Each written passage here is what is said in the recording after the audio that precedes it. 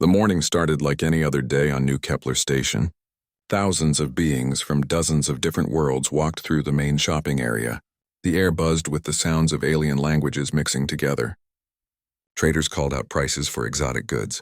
Children of various species ran between the legs of adults while their parents shopped. Kyle Thorin moved slowly through the crowd.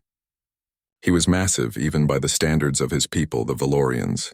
His body looked like it was made of living blue crystal that caught the artificial sunlight from the station's ceiling panels. Each step he took made a soft chiming sound as his crystalline feet touched the metal floor.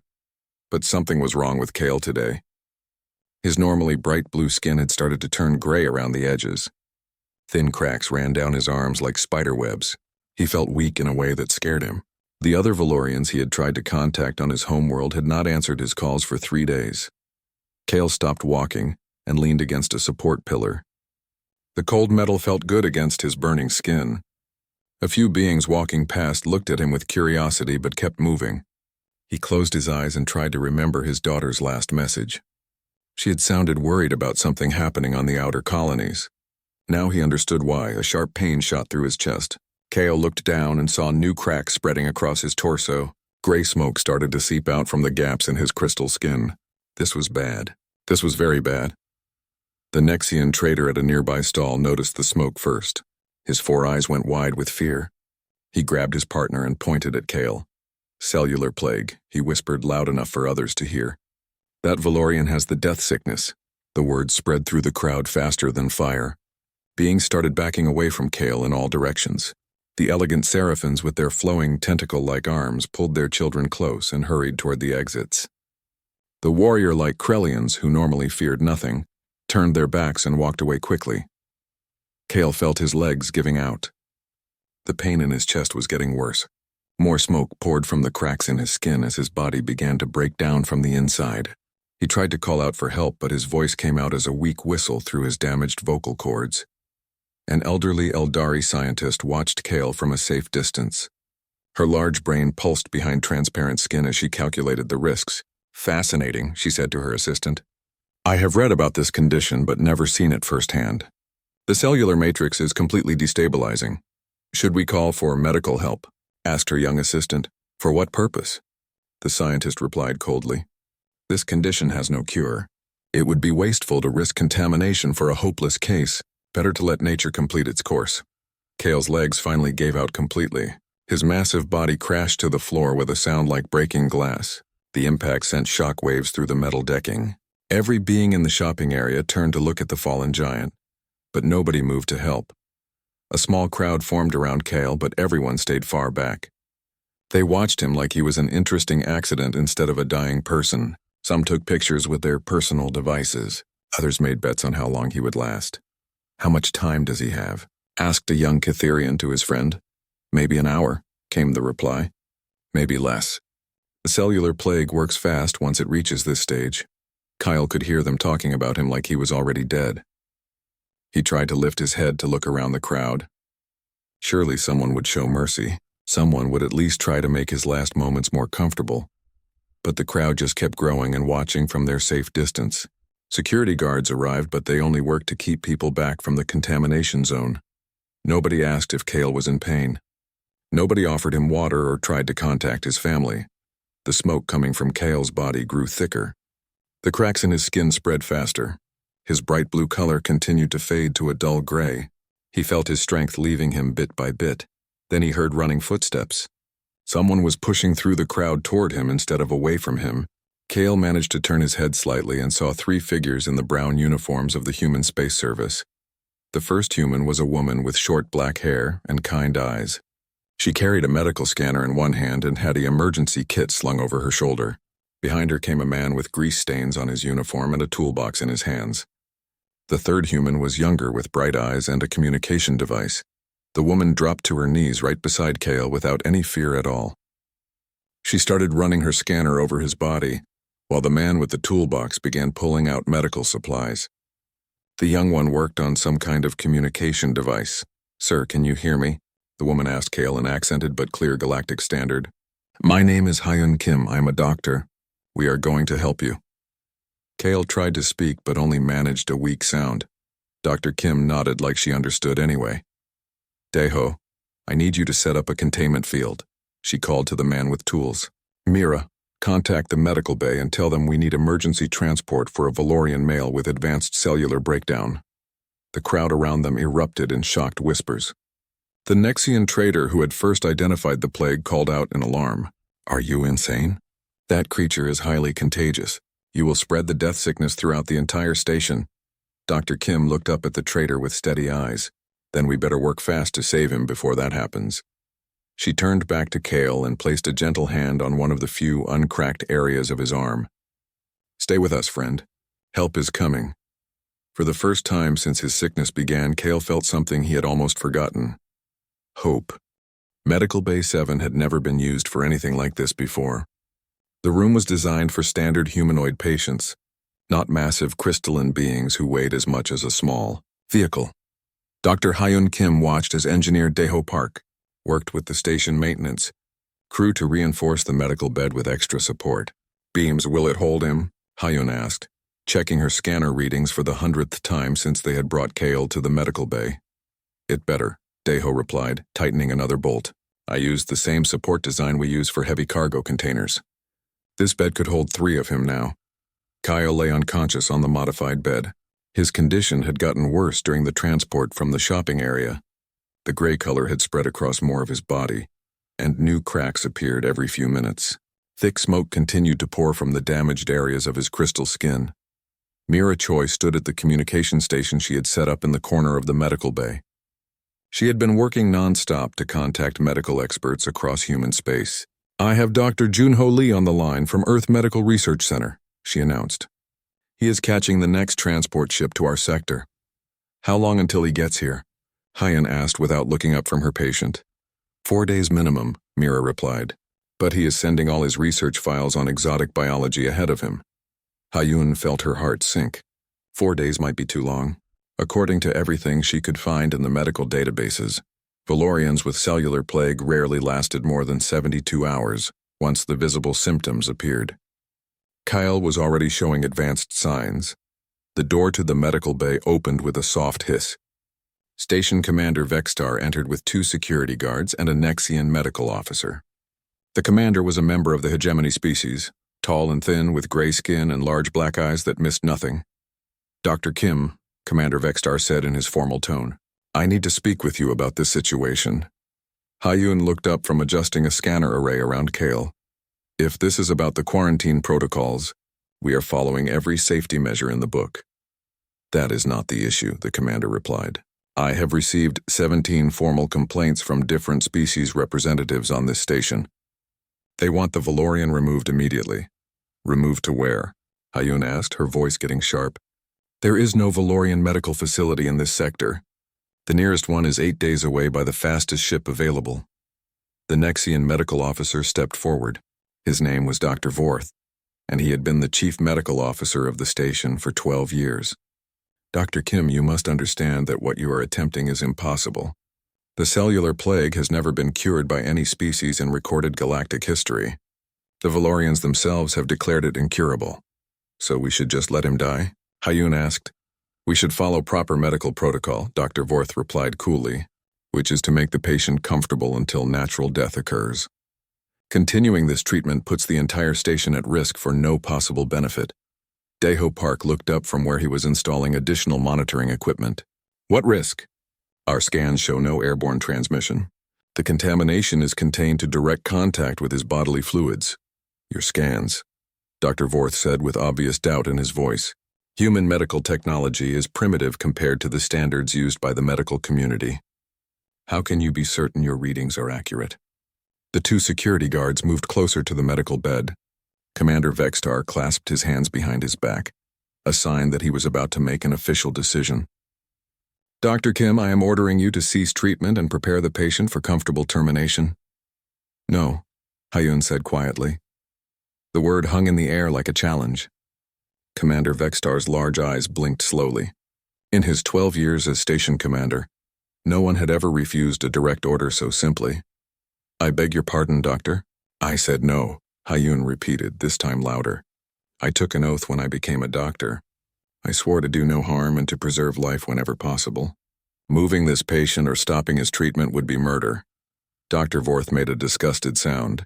Humans and their emotional responses to medical situations. Commander, I recommend you have security remove these people and let proper medical professionals handle this situation. But before Commander Vexstar could respond, Mira called out from her communication station. Commander, I am receiving a priority message from the Valorian High Council. Everyone in the room turned to look at her. The Valorian High Council rarely communicated with individual space stations. They were one of the most powerful governments in this sector of the galaxy. Put it through, Commander Vexstar ordered. The main screen flickered to life, showing a Valorian official with deep blue crystalline skin and formal robes. I am Council Speaker Thane Zor. I understand you have one of our people in your medical facility. Yes, Council Speaker, Commander Vexstar replied with a formal bow. A Valorian male with cellular plague. Our medical staff believes the case is terminal. All cases of cellular plague are terminal, the Council Speaker said sadly. However, I have been monitoring your human medical team through our communication networks. Their approach to treatment is unlike anything we have seen before. Dr. Vorth stepped forward. Council Speaker, surely you do not approve of these dangerous experiments. Dr. Vorth, is it? The Council Speaker asked. In the 3,000 years since cellular plague first appeared among our people, every medical expert in the galaxy has declared it impossible to cure. Yet these humans refuse to accept that impossibility. The Council Speaker's image turned to look directly at Hyun. Dr. Kim, the patient you are treating is Cale Thorin, a respected engineer and father of 2 children. His family has asked me to convey their gratitude for your efforts, regardless of the outcome. Hyun felt tears forming in her eyes. We will do everything we can, Council Speaker. I know you will, he replied. And Dr. Kim, you should know that we are sending our best medical experts to assist you. They will arrive in 2 days. After the communication ended, Commander Vexstar stood quietly for several minutes. Finally, he turned to Dr. Vorth. Doctor, I am placing this medical bay under special quarantine protocols. The human team will continue their treatment with full station support. Commander, this is highly irregular, Dr. Vorth protested. So is refusing to help a dying person. Commander Vexstar replied. Perhaps it is time we learned something from human irregularity. As the others left, Hyun turned back to Cale. His condition was still getting worse, but now they had time and support. More importantly, they had something that the rest of the galaxy seemed to have lost. They had hope. 3 days had passed since Cale Thorin collapsed in the shopping area. Dr. Hyun Kim had barely slept during that time. She sat at her research station surrounded by empty coffee cups and data tablets, showing medical scans from dozens of different angles. Her eyes were red from staring at screens, but she refused to rest while Cale was dying. The Valorian medical experts had arrived that morning. Dr. Seinvel was the most respected healer among their people, with over 2 centuries of experience. He stood beside Cale's bed with 2 younger Valorian doctors, all of them showing the same sad expression. I am sorry, Dr. Kim, Dr. Seinvel said in his musical voice. We have examined every scan and every test result. The cellular breakdown is too advanced. Even our most modern treatments cannot reverse this level of damage. Hyun looked up from her research with tired eyes. There has to be something we are missing, some approach that has not been tried before. Dr. Kim, one of the younger Valorian doctors, said gently, our people have been studying this disease for 3,000 years. Every possible treatment has been attempted. Every theory has been tested. There is simply no cure. Dr. Jun-Ho Lee, who had arrived on the fastest transport ship available, shook his head as he reviewed the latest scans. The cellular structure is breaking down at the molecular level. It is like watching a building collapse in slow motion, but the collapse is happening to every cell in his body at the same time. Nurse So-Min Han, who had volunteered to help despite having no experience with alien biology, continued to monitor Cale's vital signs. His energy readings are dropping again, she reported. The rate of decline is getting faster. Daeho Park sat in the corner of the medical bay, surrounded by engineering equipment he had brought to help modify the medical devices for Valorian physiology. He was not a doctor, but he had good eyes and a curious mind. Something had been bothering him for the past few hours. Dr. Kim, he said suddenly, can I ask you something strange? Hyun looked over at him. At this point, strange might be exactly what we need. I have been watching the readings on that cellular scanner for 3 days now, Daeho said, pointing to one of the devices monitoring Kale's condition. Most of the time his cellular breakdown happens at a steady rate, but twice a day the breakdown slows down for about 20 minutes. Dr. Junho Lee frowned. What causes the slowdown? That is what I cannot figure out, Daeho replied. It happens at 800 hours and 2,000 hours every day, almost exactly. Dr. Sainvel tilted his crystalline head. Those times correspond to the station's main power cycling periods, when the fusion reactors cycle through their startup sequences. The engines, Hyun said quietly, her tired mind starting to make connections. Daeho, what frequency do the fusion reactors operate at during startup? Daeho pulled out a technical tablet and ran some quick calculations. The harmonic resonance peaks at 47.3 terahertz during the initial ignition sequence. Hyun stood up so quickly that her chair fell over backward. That is it. That has to be it. What is it? Dr. Junho Lee asked.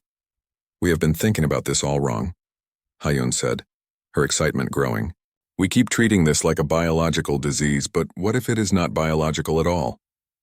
She turned to Dr. Sainvel. Your people are crystalline beings, correct?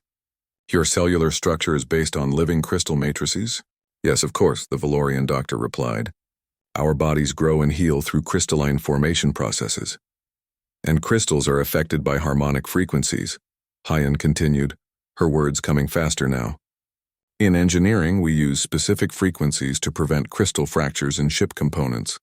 What if the cellular plague is not a disease that attacks your people, but a disruption in your natural harmonic frequency? Dr. Sainvel's eyes widened. In all his centuries of medical practice, no one had ever suggested such a theory. But how could such a disruption occur naturally? Maybe it does not occur naturally, Dr. Junho Lee said, beginning to understand Hyun's reasoning. Maybe something is causing the frequency disruption. An outside source? Mira Choi looked up from her communication station where she had been monitoring news from Valorian colonies. Dr. Kim, I have been tracking reports of cellular plague outbreaks across Valorian space. They all started appearing about 6 months ago, and they all began in systems near the Keth Nebula. The Keth Nebula, Dr. Sainvel repeated slowly. That region has been experiencing unusual electromagnetic activity recently. Our scientists thought it was a natural phenomenon. Daeho was already pulling up star charts on his engineering tablet. If something in the nebula is broadcasting a disruptive frequency, it would explain why the plague appeared suddenly, and why it spreads to Valorians in nearby systems. More importantly, Hyun said, if we can determine the disruptive frequency, we might be able to broadcast a corrective frequency to restore the natural harmonic balance. Nurse Somin Han was watching Kale's readings carefully. Doctors, his condition is getting worse again. Whatever we are going to try, we need to do it soon. Hyun looked around the room at the mixed group of humans and Valorians.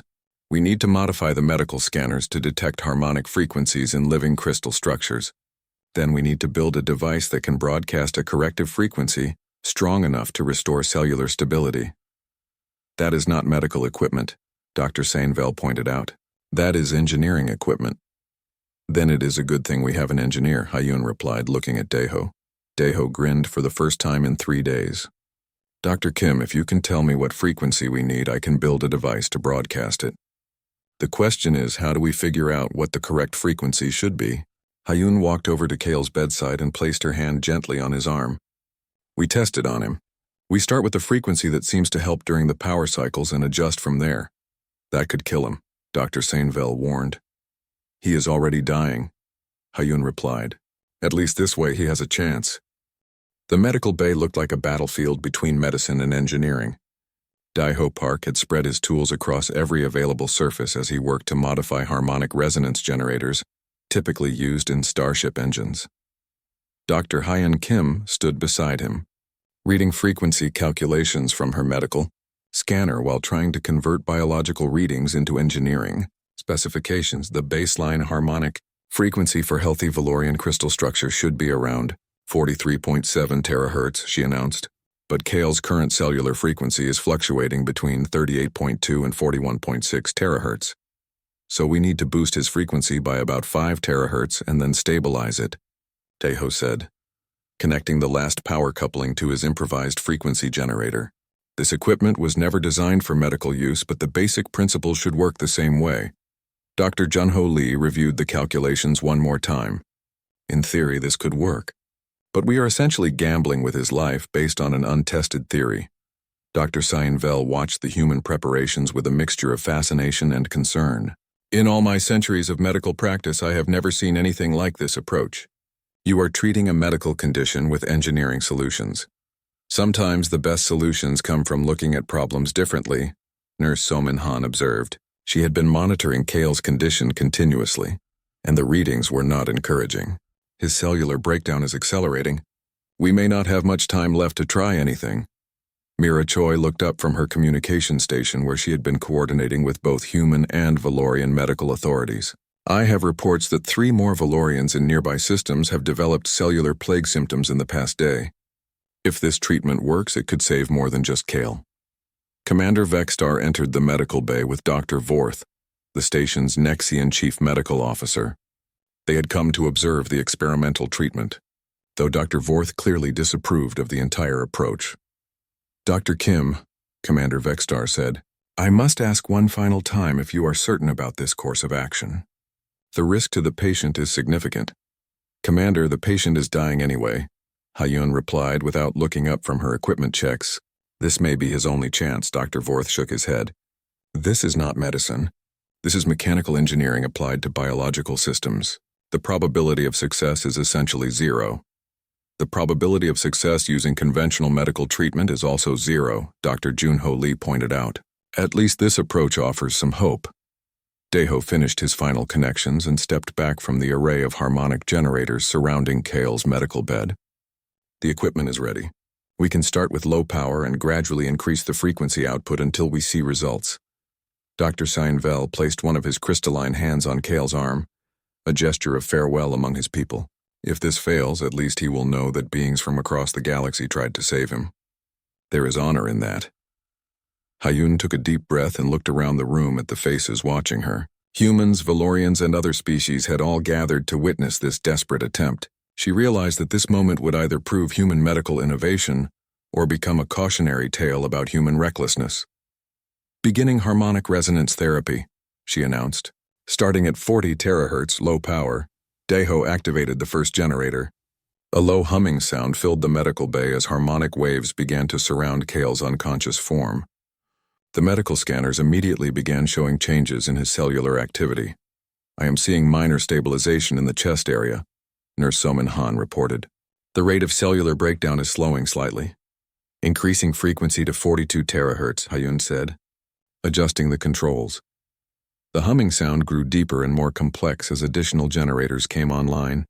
Kale's body began to vibrate slightly in harmony with the frequency waves. The gray discoloration in his crystal skin seemed to pulse with each wave. Cellular damage is definitely slowing, Dr. Junho Lee observed, watching his scanner readings carefully. But I am not seeing any actual healing yet. 3 terahertz, Hayun announced, making another adjustment. Suddenly, one of the cracks in Kale's chest began to close. It happened slowly, like watching a time-lapse video of crystal growth, but it was undeniably happening. The gray smoke that had been leaking from his damaged skin started to decrease. Dr. Seinvel made a sound of amazement. Impossible. The cellular matrix is actually repairing itself. 43.5 terahertz. Hayun continued, her voice steady despite her excitement. More cracks began to close. The gray coloration in Kale's skin started to retreat, replaced by the healthy blue crystal formation of a normal Valorian. His breathing, which had been irregular for days, began to smooth out into a normal pattern. His vital signs are stabilizing across all readings, Nurse Somin Han announced with wonder in her voice. Heart rate, brain activity, cellular energy output, everything is improving. Terahertz, Hayun said, making the final adjustment to reach the optimal frequency. The change was dramatic. The remaining cracks in Kale's skin sealed themselves completely. The gray discoloration disappeared entirely. His crystal skin returned to its natural bright blue color and began to glow with the soft internal light that indicated a healthy Valorian metabolism. Dr. Vorth stared at the readings in disbelief. This should not be possible. The cellular plague has never been reversed before. It was never approached as a frequency disruption problem before, Daeho replied, monitoring his equipment to ensure the harmonic generators remained stable. Commander Vextar stepped closer to examine the patient. How long must the frequency treatment continue? We don't know, Hayun admitted. This is completely new medical territory. We will need to monitor him carefully and see how his body responds to the corrected frequency.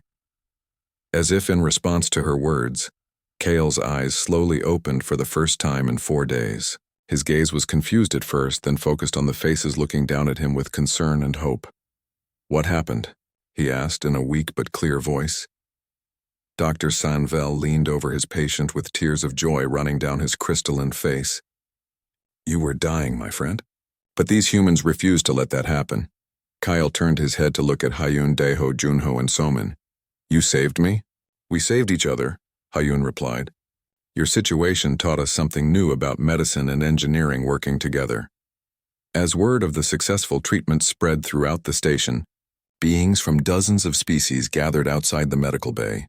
For the first time in galactic history, cellular plague had been not just treated, but completely cured. The humans had done something the galaxy thought impossible. 1 week after the harmonic treatment, Kale Thorin sat up in his medical bed for the first time since his collapse. His crystal skin glowed with healthy blue light, and the cracks that had nearly killed him were completely gone. Dr. Hyun Kim watched with satisfaction as he moved his arms and legs. Testing his strength, how do you feel? She asked, running a final medical scan to confirm his recovery. Better than I have felt in months, Kale replied, his voice strong and clear. Before the collapse, I was tired all the time. I thought it was just work stress. Now I realize the cellular plague was affecting me for weeks before the visible symptoms appeared. Dr. Junho Lee nodded as he reviewed the scan results. That matches what we learned from treating the other Valorian patients. The frequency disruption begins slowly and builds over time until the cellular matrix can no longer maintain stability. Over the past week, 12 more Valorians from nearby systems had been brought to the station for treatment, using the Kim resonance protocol, as the medical community had started calling it. All of them had recovered completely. The success rate was 100%, something unheard of in the treatment of previously incurable diseases. Nurse Somin Han entered the medical bay carrying a communication tablet. Kyle, you have a priority message from the Valorian High Council. Also, there are about 50 news reporters outside who want to interview you. Kyle accepted the tablet and activated the message. The holographic image of Council Speaker Thane Zor appeared. But this time his formal expression was replaced by a genuine smile. Kale Thorin, the Council Speaker said, on behalf of all Valorian people, I want to express our gratitude for your part in this medical breakthrough. By surviving long enough for the humans to develop their treatment, you have saved countless lives. The message continued with official recognition and honors, but Kale was more interested in the personal note at the end. Your daughter Senna and son Jorek send their love. They are eager to see you when you return home. Daeho Park entered the medical bay carrying a complex device about the size of a briefcase. The portable harmonic generators are ready for field testing, he announced. This unit can provide the same frequency treatment we used here, but it runs on standard power cells and can be operated by anyone with basic medical training. Dr. Sanvel examined the device with interest. This could revolutionize medical care for our people. Instead of requiring major medical facilities, the treatment could be provided anywhere. That was the idea, Hayun said. We wanted to make sure this cure would be available to Valorians in remote locations or during emergencies.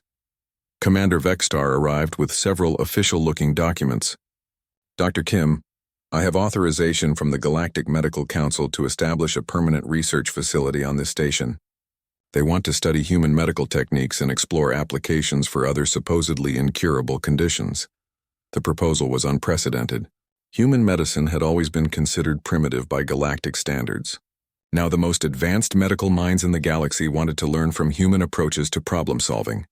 Dr. Vorth, the Nexian chief medical officer, stood quietly in the corner of the room. His attitude toward the human medical team had changed completely over the past week. Dr. Kim, he said finally, I owe you an apology. I was wrong to dismiss your methods as primitive. You were protecting your patients based on the best information available, Hayun replied diplomatically. That is what good doctors do. No, Dr. Vorth insisted. I was protecting my own assumptions about what was possible. You showed me that sometimes the impossible is just something that has not been tried yet. Mira Choi looked up from her communication station with excitement. I just received confirmation that the source of the frequency disruption has been located. A damaged communications relay in the Keth Nebula was broadcasting random electromagnetic pulses. The Valorian Engineering Corps is shutting it down now. So no new cases of cellular plague will develop? Kyle asked. That's right, Mira confirmed.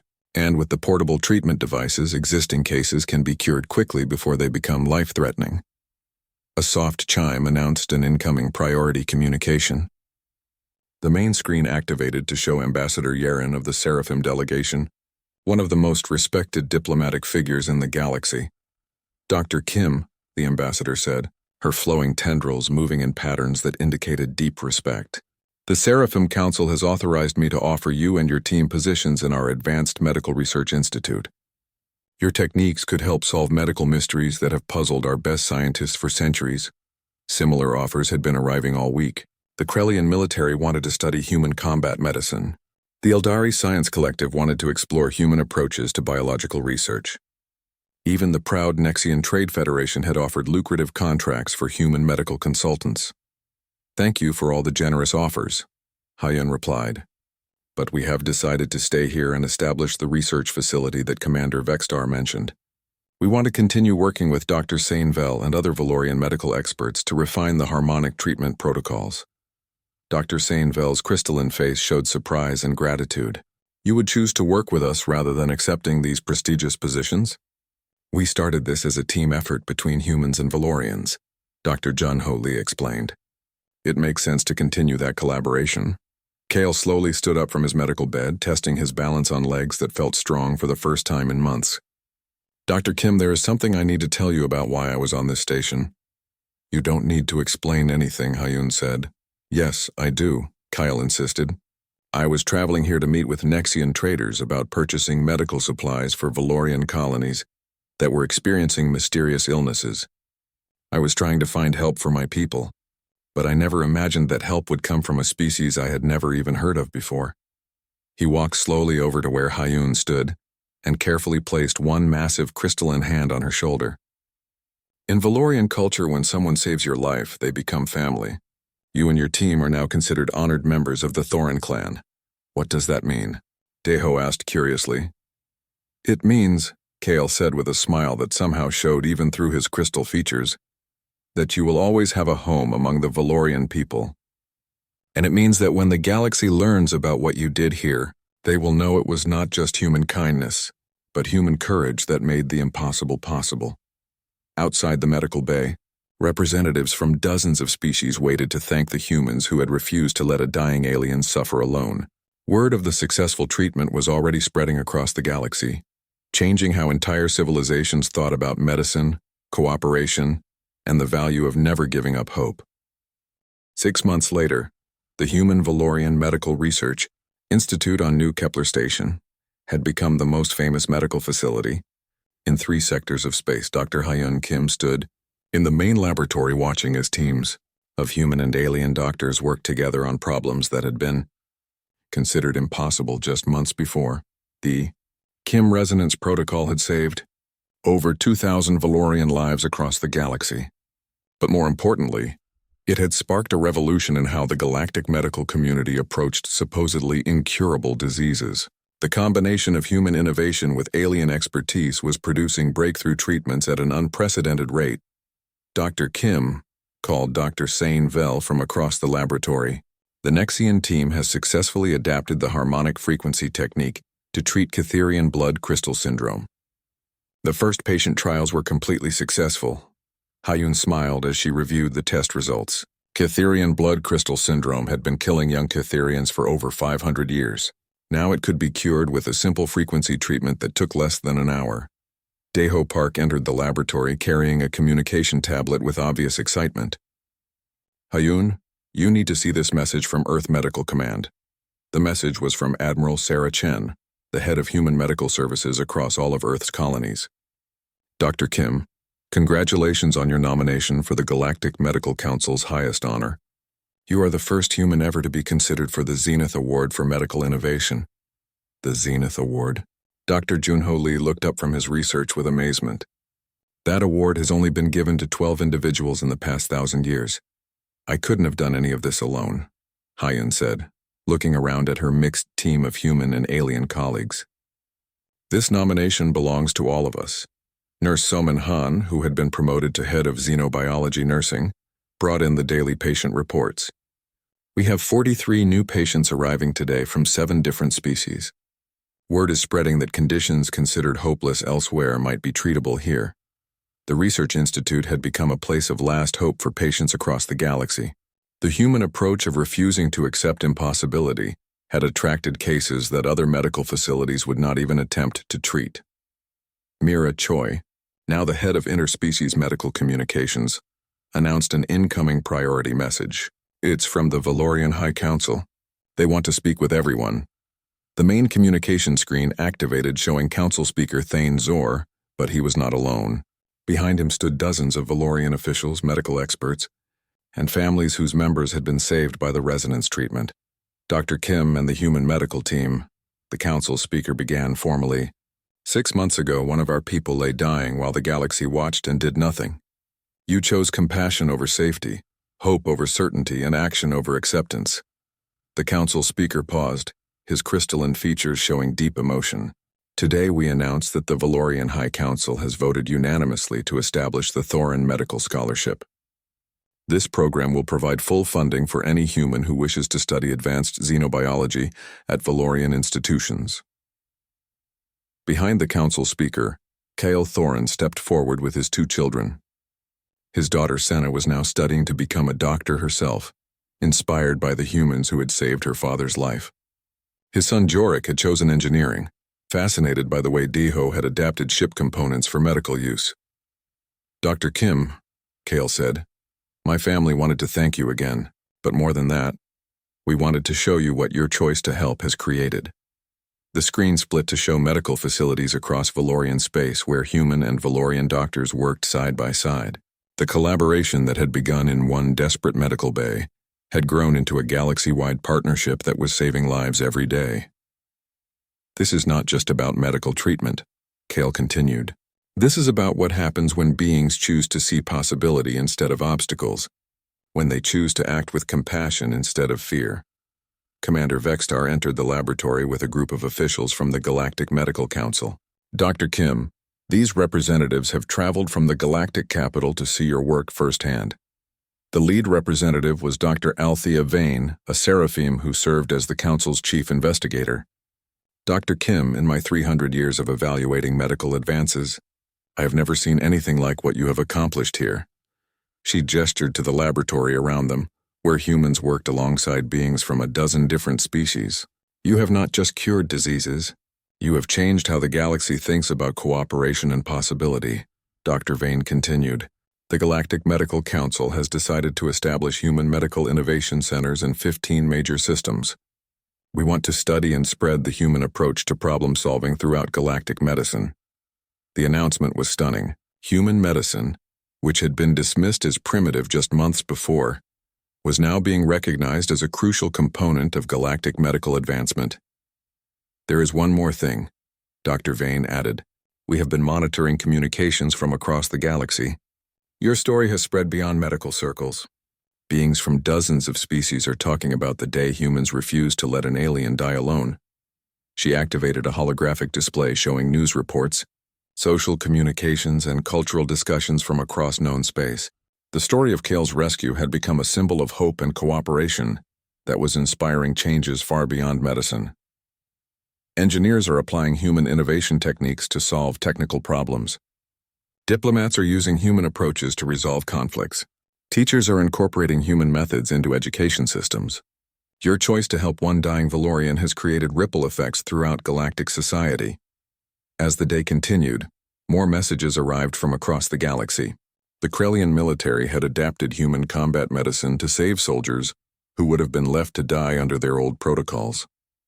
The Eldari Science Collective was using human problem-solving methods to tackle theoretical physics problems that had stumped them for centuries.